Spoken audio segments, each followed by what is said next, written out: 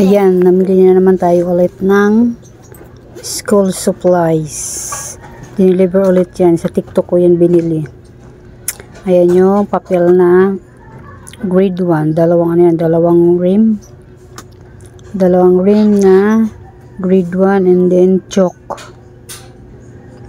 Ito yung chalk na yung iba-iba kulay and then chalk na kulay dilaw. Dalawang klaseng chalk ang binili ko. Ito yung kulay dilaw. Yan. Ang bintang ko sa chalk dito ay piso isa. Yan, piso isa. Dilaw yung napili ko, hindi yung white. Kaso, ayan, putol-putol yan. Yan o, maraming putol. Pero binibinta ko pa rin kahit putol. Minsan 3 piraso, piso. Diba?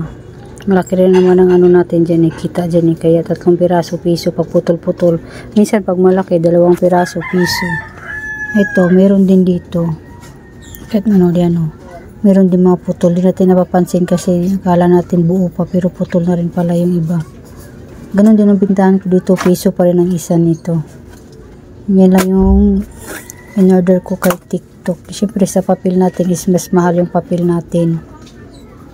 Mas mahal ang isang ano pa lang. Isang pad ng grade 1 ay ano siya, 17.15. Din binibenta ko dito ay 22 pesos. Free shipping naman siya sa TikTok. Bago lang pala ako dito sa ano sa TikTok. Shopee talaga ako. Shopee palagi. Ilang taon na sa Shopee. Bago lang ako na ano sa TikTok na to. Kaya nag-order ako ng ano natin, pangbinta ng tayo school supplies kasi naubusan na tayo ng grade 1 pad. And then kanina umaga, yan, namili ako kay April Store. Ayan yung mga pinamili ko. Ayan. Mantika nga pala natin ay nagtaas ulit. Grabe tinas ng mantika. Last na bili ko ng mantika ay 500 pesos ang isang dosena. Yung isang tali sa unang buti lang, buti ng gin. Ngayon, grabe taas na nila. 550 nga daw sana yan, sabi ng babae. Kaso sabi niya, sige 530 na lang natin kayo. Binigay sa akin ng 530 pero 550 daw talagang bintahan nila dyan. Ayan o. Kaya 48 na per piraso yung ano ko sa mantika. 48 piraso ang isang linaw yan na linaw na punong-puno. And then yung labo ay 37 pesos. So kulang-kulang din yung 400 na ang ating mantika na labo. Diba nagtaas ang mantika ngayon, grabe. Ayan yung pinamili ko yan, bangus. Paksiw na bangus kasi naubusan ako ng paksiw na bangus dito. Paksiw na bangus, and then pritong bangus. Ito, tatos corn chips. 11 pesos na yung tatos ko bintahan dito. Kasi 9 na mahigit siya. Pati yung ano, yum shot is 11 pesos na rin. 9 na mahigit. Kaya kailangan 11 na natin. Ito ay 2 piso. Pamintang powder at pamintang durog. 2 piso ang isa.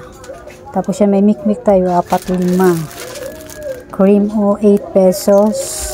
Tapos itong Puesto peanut ay 8 pesos.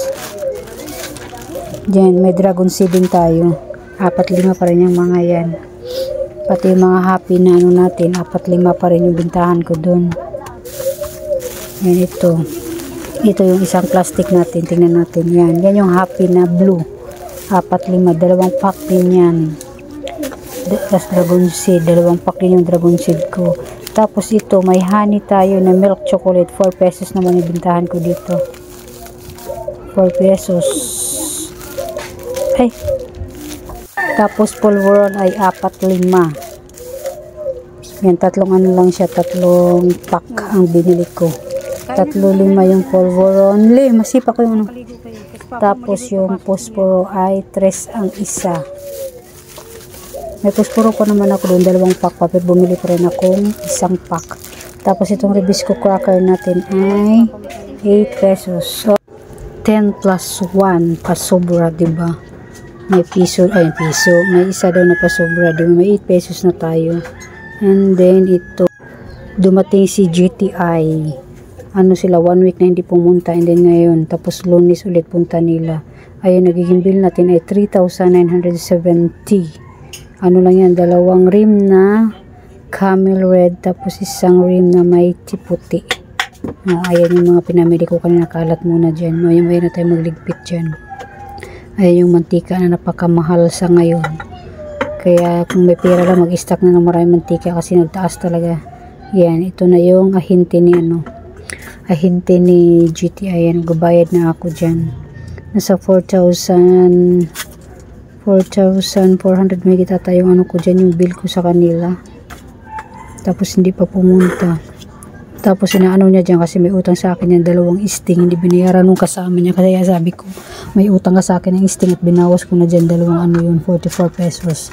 Kasi yung sting ko dito ay 22 ang isa. Kaya ang inano ko ay 44 kasi 2 nga yun din. Sabi niya pabili ako ulit 2. Yan, bumili na siya. Talagang binawas ko dyan. Sabi ko, bahala ka na magano dyan. Basta binawas ko na kasi 1 buwan na yan.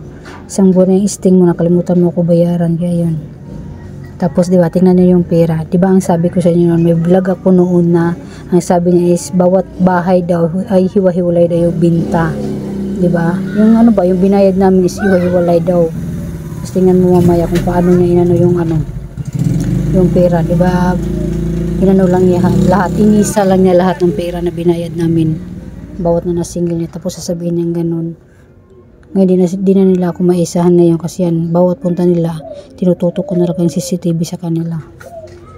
Kaya wala na silang ayan tingnan nyo po. Paano nila masabi yan na bawat bahay na nila, diba?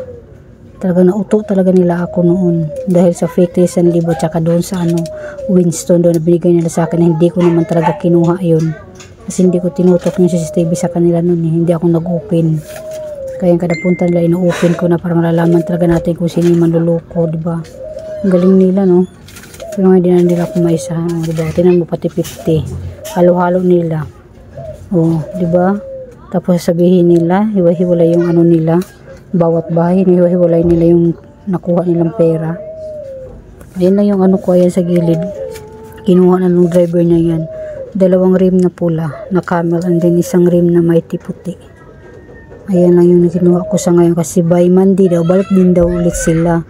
Diba, magkano rin na naman tayo ulit dun.